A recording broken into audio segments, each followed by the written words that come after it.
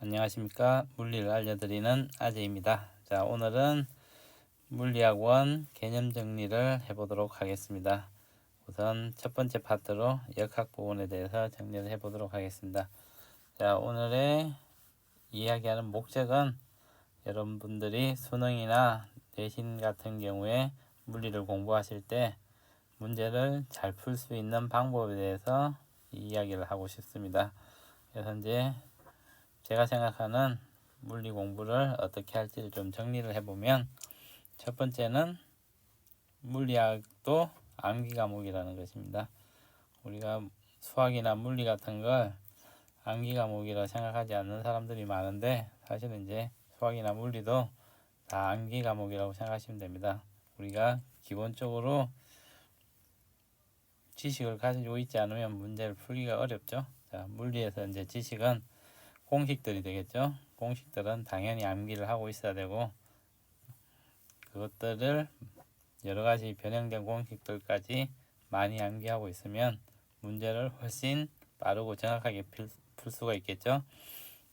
그래서 공식은 꼭 암기를 해야 될 것 같습니다. 그 다음에 이제 문제풀이도 스킬입니다. 그러니까 기술이 있어야 된다는 거죠. 그러려면 문제를 많이 풀어야겠죠. 스킬이란 거는 우리가 고민을 하면 문제를 풀지 못할 문제는 없죠. 이제 시험이란 것이 정해진 시간에 생각보다 많은 문제를 풀어야 하기 때문에 문제를 정확하고 빨리 풀어야겠죠. 그러려면 문제 푸는 연습을 많이 해야 되고, 문제를 어떻게 풀지에 대한 스킬도 많이 늘려야겠죠. 그러려면 이제 문제를 많이 푸는 것이 필요하다.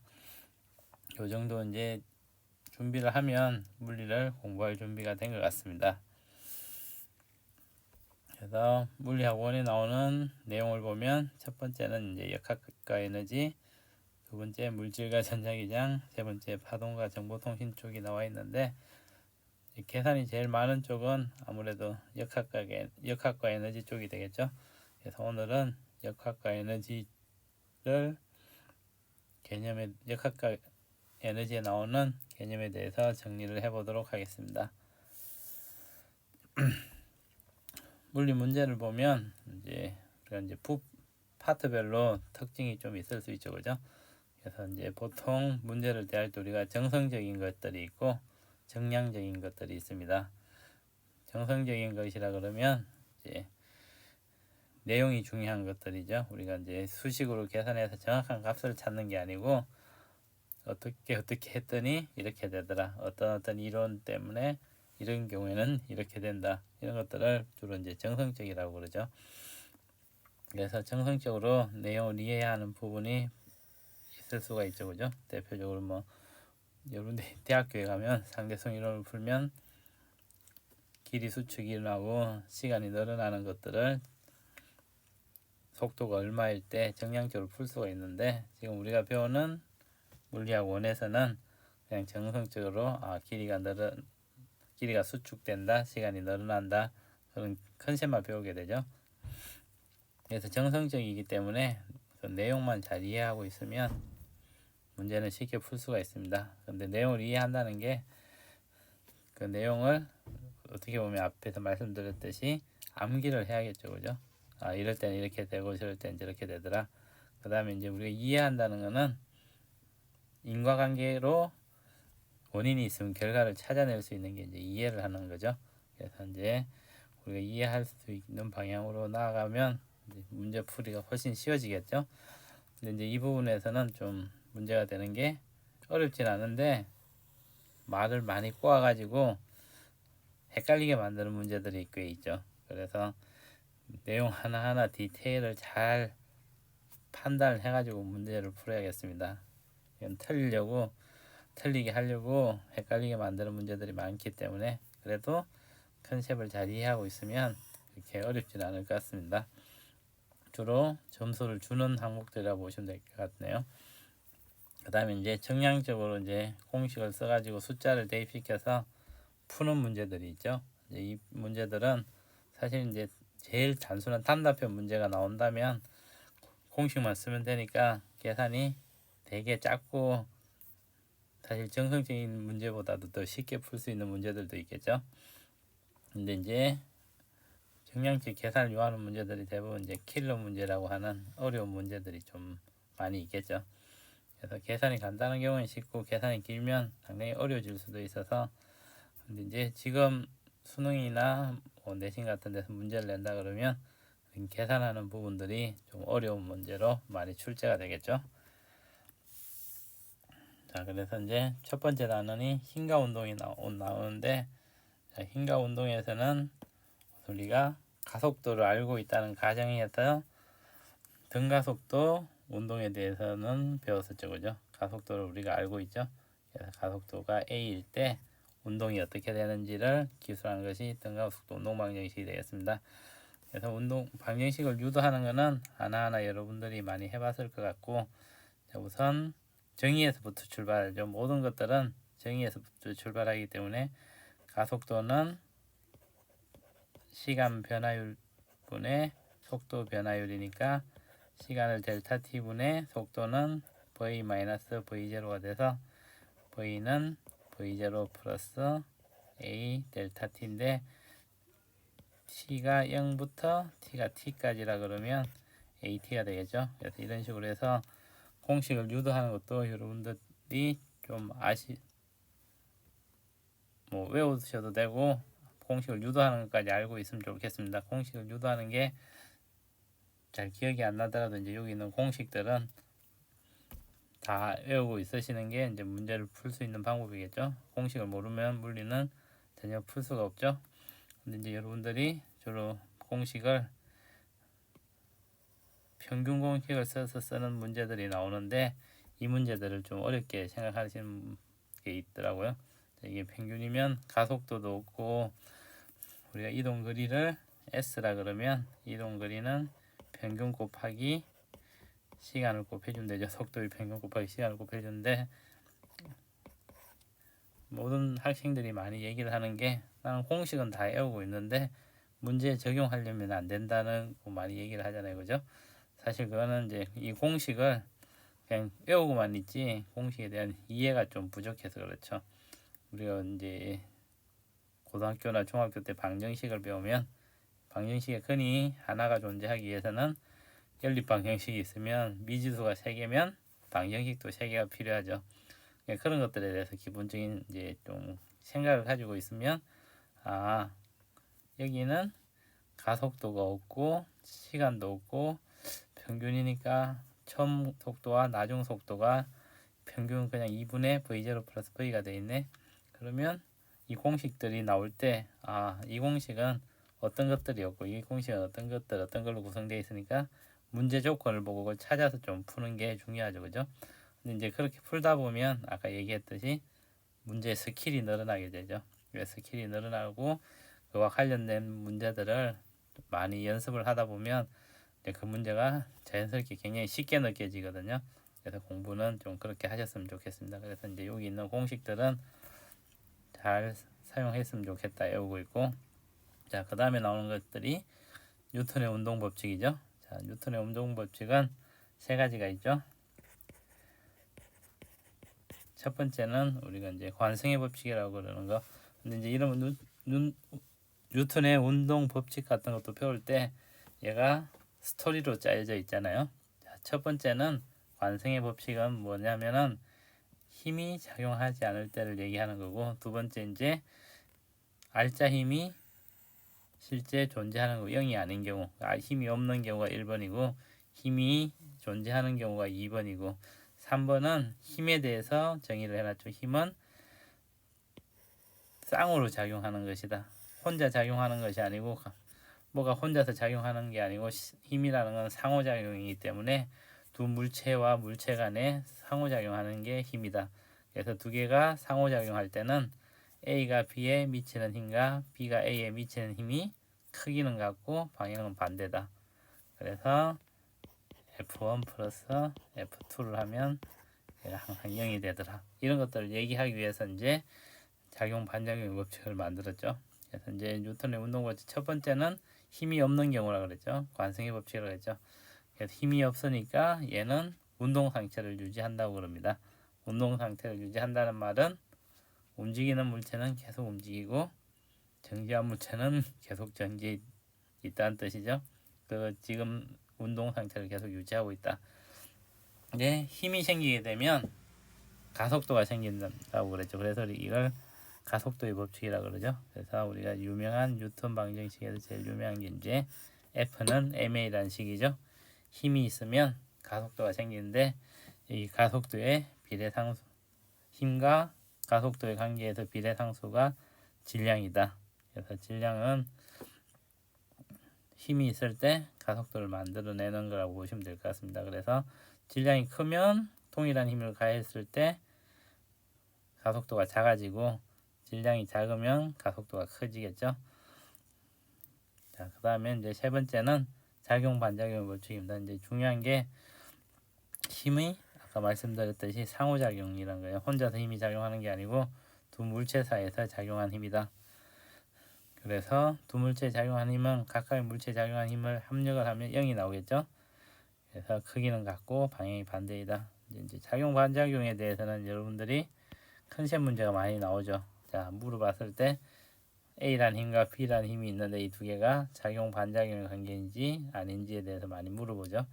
힘이 크기가 같고 방향이 반대면 이제 작용 반작용이 된다. 근데 그게 필요 충분 조건은 아니죠. 그죠? 그래서 이제 이게 작용 반작용이 되려면 제일 중요한 게 이제 상호작용이기 때문에 두 물체 사이에 작용하는 힘인지 먼저 따지시면 될 것 같아요. 그냥 힘의 합력이 0이 되는 거. 어떤 물체 A가 있는데 A란 힘과 B란 힘이 서로 당겨서 물체 A가 정지해 있으면 FA와 FB는 같고 방향도 반대인데 이 경우에는 작용 반작용이 아니죠. 왜냐하면 두 물체가 상호작용하는 게 아니기 때문에. 그래서 이런 이제 컨셉적인 문제를 묻는 것도 자주 나오는 부분이 이 부분이긴 하죠. 그래서 힘과 운동에서는 이제 우리가 이런 것들을 배우게 되죠. 자, 그 다음에 나오는 게 운동량과 충격량이 나오죠. 그죠? 자, 우리가 힘이란 걸 이제 공부를 했는데 힘이란 거에 대해서 자, 이제 여기서 이제 고등학교 범위를 좀 벗어나는 적분을 사용하게 됐는데요. 이제 우리가 고등학교 때는 F가 일정한 경우에 그러면 적분 기호를 안 쓰고 그냥 곱하기만 써도 되겠죠. 적분은 이제 F가 시간의 함수일 때나 F가 위치의 함수일 때는 적분을 해줘야 되고 F는 ma와 같이 F가 일정한 경우에는 가속도가 일정하기 때문에 그런 경우에는 우리가 이제 쉽게 문제를 풀 수가 있겠죠. 그래서 이제 우리가 운동량이나 충격량을 이제 정의를 하고 싶어요. 그래서 충격량을 먼저 정의를 해보면 충격량은 힘을 시간에 따라서 적분을 해 주었습니다. 시간이니까 t0에서 t까지 힘을 적분을 해 주겠죠. 그럼 힘은 F는 ma니까 ma dt가 되고 a는 dt분의 dv dt가 되겠죠. 그래서 dt를 없애주면 m dv가 되니까 여기는 t0에서 t가 됐다가 v0에서 v가 되겠죠. 그래서 이제 m은 상수고 dv니까 v-v0가 되죠. 그래서 f에다가 힘이 일정하면 적분 기호를 없애줘도 되겠죠. 그래서 f에다가 시간을 곱했더니 mv-mv0가 되겠다. 그래서 mv를 어떤 운동량이라는 새로운 이제 물리적 단위로 정의를 하게 되면 F 델타 T는 델타 P가 된다. 그래서 운동량의 변화량은 충격량이라고 구할 수가 있겠죠. 그래서 이런 식으로 해서 이제 우리가 운동량과 충격량을 정의를 할 수가 있겠습니다. 그래서 보통의 경우에는 이제 F가 일정하진 않죠. 그래서 적분을 쓰는 게 맞겠죠. 그죠? 그래서 이제 여러분들 문제를 많이 보시면 요 F의 평균값을 구하라는 게 있죠. 그래서 T에 따라서 F가 뭐 이런 식으로 작용을 한다거나 일반적으로 이제 이런 식으로 작용을 하겠죠. 우리가 공을 던졌을 때 공이 벽에 부딪힌다든지 이렇게 할 때 이제 힘이 시간에 따라서 그러죠. 그래서 요 면적을 구하면 얘가 충격량이 되죠. 그죠? 이 충격량은 F dt가 되겠죠. 적분을 해주면 되겠죠. 그래서 이제 충격량과 운동량을 정의를 했다. 그러면 여기에 대한 문제들은 운동량이 주어졌을 때 충격량을 구하고 평균 힘을 구한다든지 이런 문제들이 나오고, 충격량이 주어졌을 때는 속도 변화가 얼마가 되는지 이런 것들에 대해서 물어보는 문제가 자주 나오죠. 자, 그 다음에 이제 F1과 F2가 M1과 M2가 있으면 얘가 작용 반작용 관계면 F1 플러스 F2는 0이 되겠죠. 이 어떤 개가 있으면 우리가 이 두 개로 이루어진 이런 것들을 한 개라고 그러죠. 얘도 두 개를 묶으면 외부에서 다른 힘이 작용하지 않죠. 자, 이런 것들에 대해서는 이제 반작용 관계가 있겠죠. 그래서 F1은 마이너스 F2고 F1 플러스 F2는 0이 되겠네요. 그래서 요걸 시간에 대해서 적분을 해주면 역시 0이 되겠죠. 그래서 분리해가지고 F1 dt와 F2 dt라면 0이 되고, F1 dt는 델타 P1, F2 dt는 델타 P2가 되니까 운동량의 변화량을 두 개를 합쳤더니 0이 됐다는 말은 운동량이 보존된다는 거죠. 여기서 델타 P1은 0이 아니고 델타 P2도 0이 아니니까 운동량은 보존된다고 볼 수 있겠죠. 그죠? 그래서 이제 운동량은 항상 보존된다고 생각하시면 됩니다. 우리가 이제 충돌 문제가 나오면 가끔 헷갈리는 게 운동량 보존을 쓸지 에너지 보존 법칙을 쓸지를 고민을 하는데, 근본적으로는 운동량 보존 법칙을 쓰시는 게 맞겠습니다. 에너지 보존 법칙은 제한적으로 사용할 수 있는 거라고 생각하시면 될 것 같아요. 그래서 여기 빨간색으로 이제 코멘트를 적어 놓은 거는 보시면 될 것 같아요. 두 물체가 상호작용할 때 운동량은 보존된다. 그다음 외력이 작용하면 당연히 운동량은 보존되지 않고 변하게 되겠죠. 이때 변하는 운동량은 충격량이 되겠죠. 근데 이제 이 외력이라는 것도 힘은 상호작용이기 때문에 이 우리가 생각하는 M1, M2만 생각했을 때 여기만 작용하는 거죠. 근데 여기서 중력이 들어가면 또 다른 문제가 나오겠죠. 그래서 우리는 이제 사실은 이제 중력이라는 거는 지구하고 어떤 지구상에 있는 물체하고 작용하는데, 우리가 지구가 굉장히 크기 때문에 지구가 움직이는 걸 고려하지 않죠. 그래서 지구와 작은 질량 덩어리에 대해서는 사실 지구가 일방적으로 잡아당긴 힘만 존재한다고 생각하기 때문에 문제를 우리가 그렇게 풀게 되죠. 근데 이제 지구와도 실제 지구상에 있는 아무리 조그만 물체하고도 상호작용을 하게 된다. 그 다음에 이제 충격량이 일정한 경우에는 힘과 힘이 작용한 시간에 대해서 묻는 문제가 자주 출제가 되죠. 그래서 이제 평균 힘이라든지 아니면 평균 힘이 작용한 시간이라든지 이런 것들에 대해서 이제 물어보는 문제들이 가끔 나오죠. 이제 운동량 보존과 충격량은 일단 힘을 시간에 대해서 적분을 했다. 이걸 충격량이라 그런다. 이 정의부터 출발하시면 될 것 같아요. 자, 그 다음에 나오는 게 이제 역학적 에너지 보존량이 나오죠. 자, 이거는 아까 운동량은 힘을 시간에 따라서 적분해 줬다 그랬는데, 힘을 공간에 대해서 적분을 해줬습니다. 그러면 이걸 우리가 일이라고 얘기를 해줘요. 그래서 W라고 표시를 하죠. W는 F 곱하기 S로 나타내지죠. 그래서 W는 우리가 1이라고 표시를 해준다. 그리고 운동 에너지는 2분의 1 mv 제곱인데 2m분의 p 제곱으로 나타낼 수 있죠. 우리가 지금 이제 일장에 배우는 역학과 뭐 에너지 이런 쪽에서는 2m분의 p 제곱을 많이 쓰지는 않는데, 나중에 이제 드보로이 파장이라든지 그리고 여러분들이 물리 공부를 더 하시면 어드밴스된 역학을 배우면 에너지를 2분의 1 mv 제곱이 아니고 2m분의 p의 제곱으로 많이 쓰니까 이렇게 나타낼 수도 있다. 좀 이거는 알고 넘어가시면 좋을 것 같아요. 자, 그래서 W는 FDX라 그랬죠. 공간에 대해서 힘이 거리에 대해서 공간에 대해서 힘이 미쳤을 때 이걸 1이라 그랬죠.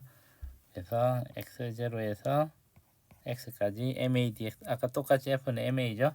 그럼 dt분의 dv가 되죠. 근데 dt분의 dx는 v죠. 그래서 v dv가 되겠네요. 그래서 이제 이건 v에 대한 함수니까 v0에서 v로 변수가 바뀌겠네요. 그래서 2분의 1 mv 제곱 마이너스 v0 제곱이 됩니다. 그래서 외부에서 일을 해줬더니 운동 에너지를 2분의 1 mv 제곱으로 잡아 놓으면 이렇게 정의를 하면 운동 에너지의 변화량이 우리가 외부에서 해준 일이 되겠죠. 그죠? 그래서 운동 에너지와 우리가 해준 일은 이런 관계가 있다. 이제 포텐셜 에너지는 여러분들이 많이 헷갈리시는데 중력이나 탄성력, 전기력 등이 작용한 계에서 물체 또는 계에 저장되는 에너지죠. 이게 저장되는 에너지예요. 그래서 우리가 운동 에너지로 항상 힘이 있으면 얘가 힘이 F만큼이 S의 길이만큼 작용하면 얘는 운동 에너지 변화량을 일으킵니다. 그래서 이제 중력장에서 생각해 보면 높이가 H만큼 있는 물체를 얘가 땅으로 떨어지죠. 땅으로 떨어지게 하는 근본적인 힘은 중력이겠죠. 그래서 중력은 mg만큼 작용하니까 mg h만큼의 힘이 mg고 높이가 h만큼 이동했으면 w는 mgh만큼이 되겠죠. 얘가 정지했다가 출발하니까 2분의 1 mv 제곱 같이 운동량의 변화량으로 나타나죠. 그래서 주로 우리가 푸는 문제는 이런 문제라고 생각하면 되고, 이제 이렇게 했을 때 얘가 떨어지면 위치 에너지도 바뀌고 운동 에너지도 바뀌네. 근데 위치 에너지가 바뀌는 거는 요 mgh만큼이 바뀌겠죠. 그죠? 그래서 이거는 외부에서 일을 해준 게 아니고 중력이 해준 일의 양이라는 것만 잘 기억을 하시면 될 것 같아요. 그래서 이제 우리가 중력의 포텐셜 에너지가 정의할 수 있는 그런 힘을 우리가 보존력이라 그래요. 보존력이면 힘이 뭐 전자기력이라든지 중력이라든지 이렇게 이제 힘이 시간의 함수가 아니고 위치에 대한 함수로 나타낼 수 있거든요. 자, 그런 것들을 우리가 보존력이라 그러고, 이런 경우에는 이제 위치 에너지를 정의할 수 있다.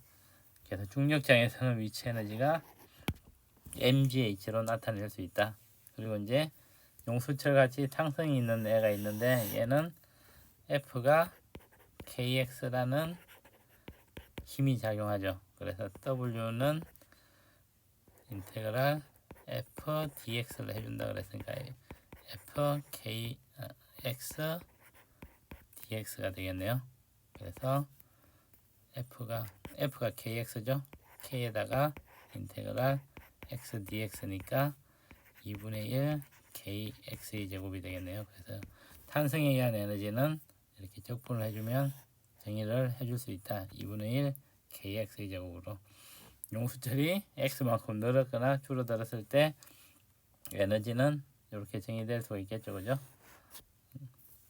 그래서 이제 에너지 보존 법칙은 이런 에너지들이 보존된다는 거겠죠. 그죠? 그래서 이제 우리가 보통 에너지 보존 법칙이 아니고 역학적 에너지 보존 법칙이라고 표현하는 게 맞겠죠. 그죠? 아까 운동량과 에너지 보존 법칙이 있으면 뭘 쓸 건지를 고민해야 될 때는 무조건 운동량 보존 법칙이 맞다 그랬죠. 왜냐하면 에너지는 다른 형태로 바뀌어요. 그러니까 우리가 역학적 에너지라 그러면 금방 얘기한 운동 에너지와 위치 에너지를 역학적 에너지라 그러는데, 에너지는 다른 형태가 많이 있죠. 우리가 불을 밝히는 빛도 에너지 한 형태고, 열도 에너지 한 형태고, 화학 에너지도 있을 수 있고, 에너지 형태는 여러 가지가 있는데 그런 에너지 총량은 보존이 되죠. 근데 이제 우리가 관심이 있는 거는 위치 에너지와 운동 에너지를 나타내는 역학적 에너지가 되겠죠. 그죠? 얘네들도 이제 특수한 경우에 보존이 되겠죠. 힘이 특수한 경우에 역학적 에너지가 보존된다. 그래서 그런 것들을 아까 말씀드린 보존력이라 그러고, 중력이나 전자기력 같이 우리가 이제 일반적으로 배우는 것들은 역학적 에너지가 보존이 되고, 근데 역학적 에너지가 보존이 안 되는 경우에는 이제 주로 이제 수능에서 킬러 문제로 많이 나오는 마찰력이 있다든지, 그런 경우에는 마찰에 의해서 소모되는 에너지는 에너지 보존이 되지 않죠. 사실은 이제 에너지 보존이 되는데 역학적 에너지는 보존되지 않겠죠. 그러면 그 에너지는 열 에너지라든지 소리 에너지라든지 다른 에너지 형태로 변환이 돼서 전체적인 에너지는 보존이 돼야 되는데 우리가 문제를 풀 때 사용하는 역학적 에너지는 보존되지 않는 경우가 굉장히 많이 있겠죠, 그죠? 그래서 언제 우리가 운동 에너지와 위치 에너지를 합해서 주로 역학적 에너지를 하는데 얘네들은 마찰이나 이런 게 없으면 보존이 되겠죠. 그래서 중력이 일을 하게 된다는 얘기는 높이 있는 물체를 중력에 의해서 밑으로 잡아당겨지면 중력이 그만큼 일을 해줬죠. 그러면 얘가 운동 에너지로 바뀌게 되죠. 그리고 이제 운동 에너지가 얼마짜리가 있는데 얘가 최대 높이로 올라갈 때는 운동 에너지가 모두 다 위치 에너지로 바뀌었을 때 그러면 최대 에너지가 되겠죠. 그래서 이제 운동 에너지와 위치 에너지는 서로 왔다 갔다 할 수 있다. 그래서 우리가 이제 배운 것들이 두 가지가 있는데 중력에 의한 역학적 에너지 보존과 그 다음에 탄성력에 의한 역학적 에너지 보존 이 두 가지를 배웠었죠. 자, 중력은 역학적 에너지니까 운동 에너지와 위치 에너지가 합하면 일정하다는 거죠.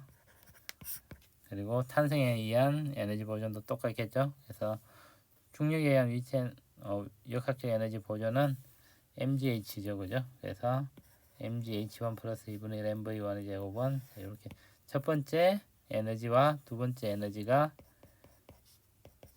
똑같다는 거죠. 위치가 바뀌었어도 역학적 에너지 탄성력에 의한 역학적 에너지도 똑같이 나타낼 수가 있다.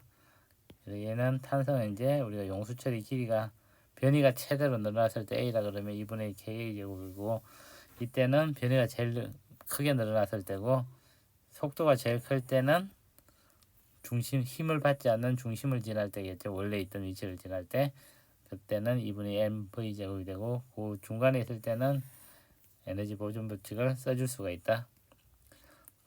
그 다음에 이제 역학적 에너지가 보존되지 않은 경우에는 마찰이나 공기 저항력 같이 다른 것들이 일을 하게 되겠죠. 다른 것들이 이제 일을 하게 되면 다른 힘들이 존재하고 얘네들이 일을 하면 빛 에너지나 소리 에너지나 열이라든지 이런 식으로 전환이 되죠. 그래서 에너지 보존 법칙은 성립하는데 역학적 에너지는 보존이 되지 않는다. 이런 경우가 있다는 거죠. 그래서 여기까지 보면 이제 우리가 기본적인 고전역학에서의 질량이 운동을 할 때 그때 가지는 운동량, 역학적 에너지, 그 다음에 운동 방정식들에 대해서 나왔었죠. 자, 그 다음 파트로는 열역학 법칙이 나오죠.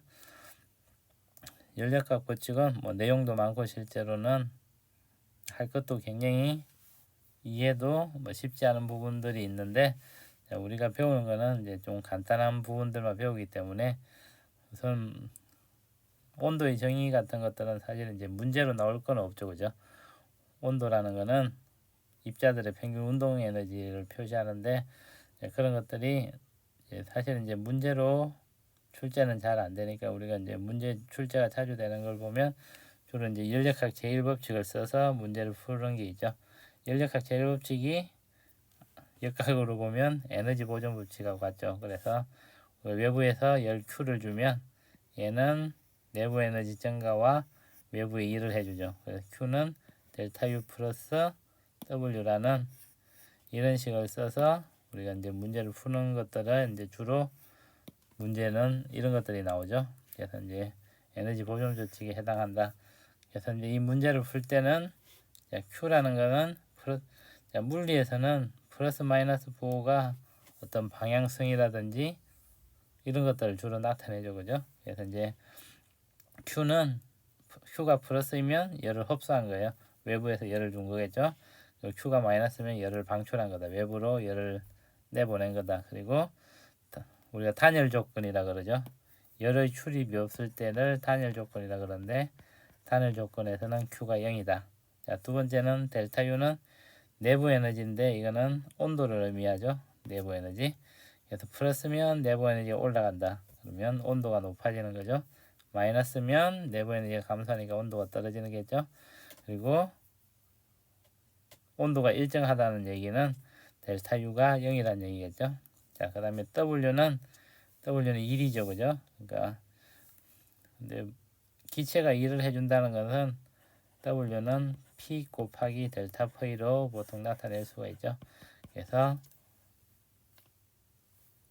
부피가 늘어나면 외부에 일을 해주는 거고, 부피가 줄어들면 외부에서 일을 해주는 거죠. 그래서 W가 0보다 크다는 얘기는 외부에다 일을 해줬습니다. 그럼 부피가 커지죠. 그 다음에 W가 마이너스가 됐다는 것은 외로부터 일을 받았습니다. 그래서 부피가 줄어드는 거죠. 그리고 이제 부피가 일정하다 그러면 이때는 W가 0이 되겠죠. 부피가 일정할 때는 부피 변화가 없기 때문에. 자, 그래서 우리가 이제 주로 수능이나 다른 뭐 내신 같은 시험에 나오는 문제들은 연력학 제1법칙을 이용해서 이 공식을 이용해서 문제를 푸는 것들이 주로 나오죠. 그래서 이제 이걸 연력학 제1법칙이라 그런다. 근데 연력학 제1법칙을 만족하는 연구기관이 있다면 그 제1종 연구기관이라고 그러죠. 연구기관이라는 거는 무한동력으로 그냥 멈추지 않고 계속 움직이는 것들을 연구기관이라고 그러죠. 그죠? 근데 사람들이 이제 연구기관을 만들려고 엄청 노력을 했는데 이론적으로 만들 수가 없죠. 그러니까 외부에서 에너지 공급 없이도 계속 돌아가야 되는데 외부에서 에너지 공급이 없으면 우리가 열기관들이 일을 해줘야 되는데 일을 못 해주겠죠. 그죠? 열이 공급이 있어야 일을 해주겠죠. 그래서 외부에서 열 공급이 없는 그런 기관을 만들 수가 없다는 게 제1종 연구기관을 만들 수가 없다는 거고, 그 다음에 이제 시험은 많이 안 나오는데 이제 중요한 부분이 또 연력학 제2법칙이죠. 연력학 제2법칙은 항상 자연계에서 일어나는 것들은 무질서도가 증가하는 방향이다. 그래서 어떤 것들이 있으면 항상 정리되지 않고 무질서한 방향으로 간다는 거겠죠. 그죠? 그래서 이제 이것들도 뭐 중요한 컨셉인데 사실은 이제 시험에 거의 나오지는 않죠. 그죠? 이렇게 이제 분자들이 있으면 얘들이 섞이는 게 자연스러운 현상이라는 거죠. 그리고 열은 높은 데서 낮은 데로 항상 흐른다. 저온에서 고온으로 열이 흘러가는 경우에는 그런 경우는 생기지 않는다는 거죠. 그죠? 그래서 이제 연력학 법칙은 그냥 무질서도가 증가하는구나. 그 정도만 알고 계셔도 상식적으로 이제 문제는 푸실 수 있을 것 같아요. 그리고 이제 주로 나오는 문제들은 연력학 제1법칙을 이용한 문제를 푸는 거라 그랬죠. 그래서 열기관이 나오고 열효율이 나오죠. 열기관은 열을 일로 바꿔주는 걸 열기관이라고 그럽니다. 그래서 열이 있을 때 열이 가진 에너지가 있고 그걸 일로 바꾸는 것도 일의 에너지가 있겠죠. 그 열이 들어온 열을 일로 바꿔줬을 때 걔가 얼마나 바꿔줬는지를 나타낸 것이 이 일 효율이 되겠죠. 그래서 Q1은 가해준 열량이고 W는 외부의 한 일이죠. 그래서 이걸 효율이라고 부르죠. 그리고 이제 우리가 보통 이제 이런 문제를 풀 때는 요 순환 과정을 거치죠. 이렇게 순환 과정을 거쳐 가지고 일을 해주게 되죠. 그죠? 그러면 외부에 실제 해준 일의 양은 이 W가 됩니다. 실제로는 외부에 해준 일을 해주는데 부피가 늘어나면 외부에 일을 해주니까 이 첫 번째 과정에서는 부피가 늘어나고 두 번째 과정에서는 두 번째와 네 번째 과정에서는 부피 변화가 없으니까 일을 해주지도 받지도 않고 세 번째 과정에는 부피가 줄어들었으니까 외부에서 일을 받는 거죠. 그죠? 근데 여기가는 이 순환 과정에서 우리가 계산할 때 이제 중요한 부분 중에 하나가 내부 에너지 변화가 한 사이클을 다 이 지점에서 이 지점 갈 때는 내부 에너지 변화들이 있는데 한 사이클 다 돌다 오면 내부 에너지 변화는 없다는 거죠. 온도가 똑같겠죠. 처음이나 마지막이나 원래점으로 돌아왔기 때문에. 그래서 이제 연력학 제1법칙을 이용해서 열기관의 순환 과정을 묻는 문제가 이제 주로 출제가 되고, 그리고 이제 이 문제를 풀 때 다른 조건이 없더라도 한번 순환 과정에서 열기관의 내부 에너지 변화는 0이다. 그래서 델타 U를 다 합치면 0이 된다. 한 순환 과정에서 이 조건을 항상 기억하고 문제를 푸시면 될 것 같아요. 자, 그 다음에 이제 마지막 단원이 나오는 게 시간과 공간이죠. 여기 이 부분은 이제 특수상대성 이론에 대해서 나오는 것이죠.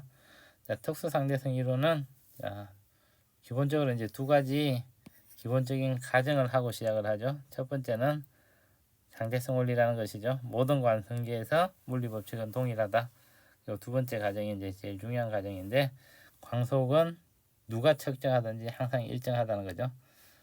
관측자가 누구인지, 관측자 속도가 얼마인지에 상관없이 항상 광속은 C로 일정하다. 이 C는 이제 우리가 알고 있는 전자기파의 속도와 똑같죠. 그래서 빛도 전자기파의 일종이라는 것이죠.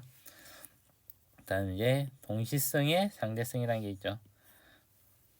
내가 보기에는 두 개가 동시에 일어났어요. A라는 사건과 B라는 사건이 동시에 일어났는데, 나보다 상대적으로 V의 속도로 굉장히 빨리 움직이는 사람이 보면 이 두 개가 동시에 일어나지 않는 거예요. 내 오른손과 왼손이 뭘 하고 있는데, 내가 보기엔 동시에 아래 위로 흔드는데, 움직이는 사람이 보기에는 한 손이 올라갈 때 한 손이 내려가고 이렇게 보일 수도 있다는 것이죠. 그죠? 그래서 그걸 동시성의 상대성이라 그래요. 근데 이제 둘 다 똑같이 관성되는 건 한 지점에서 똑같이 일어나는 것은 동시에 관측을 합니다. 어떤 지점이 있으면 이 지점에서 뭐가 부딪혔어요. 그러면 A가 관측을 하든 B가 관측하든 이 두 개가 부딪히는 시간은 동일한 시간이에요. 이게 두 개가 동시에 일어나지 않는 경우는 없다는 거예요. 그래서 그거는 항상 기억 속에 두면 되겠죠. 그래서 이제 상대성 이론의 결과로 시간은 늘어나고 길이는 수축된다. 우리가 이제 상대적으로 굉장히 빠른 속도로 움직이는 관성계를 관찰했을 때 거기에 시간은 줄어들고 시간은 쭉 늘어나고 길이는 수축된다는 거죠. 그죠? 그래서 이거는 이제 개념을 묻는 문제가 많이 나오는데 헷갈리지 않으면 되겠습니다. 그 다음에 나오는 것이 이제 핵반응이죠. 핵반응은 두 가지가 있죠. 핵분열과 핵융합이 있습니다.